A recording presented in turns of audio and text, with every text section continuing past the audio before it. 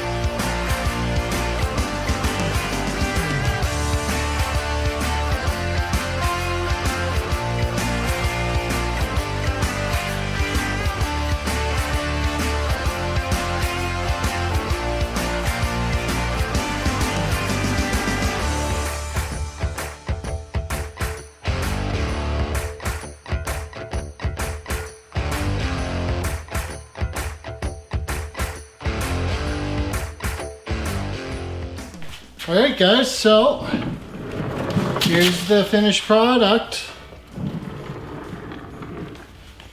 It basically turned out how I planned.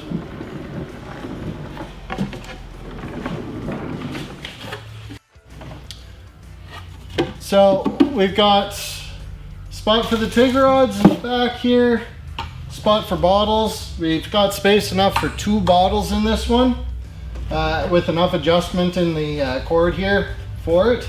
So you can have one of pure argon for TIG welding, one of trimix or argon CO2, or C25 or trimix or something like that for MIG. Got a spot for the power cord to come out. Consumables, welding gloves, stuff like that can go down here. I might add another shelf in here later, depending. So I fixed the part that I hated most about this hitbox welder, and that was the really short ground cable. Like, I kid you not, this ground cable is about 5.5 feet. Now we've got a 10-foot one, which matches roughly the length of the wire feed whip. And it'll also mean that now I don't have to have this thing in my work area when I'm welding at the bench. And if I'm at a vehicle, I can hook it up once, weld wherever I want, and I'm not having to move this thing constantly around the vehicle. The other nice thing is this vent up here. It's going to let hot air directly out the back, so it shouldn't cause this welder to overheat. Yeah, I think all in, we've got 4 casters, so you can pivot it however you want. And all in all, I think this is going to work really good. Like I said, I'm going to put the plans, I'm going to do a bit nicer, and I'll put them online. Anyways, yeah, I think it turned out pretty good.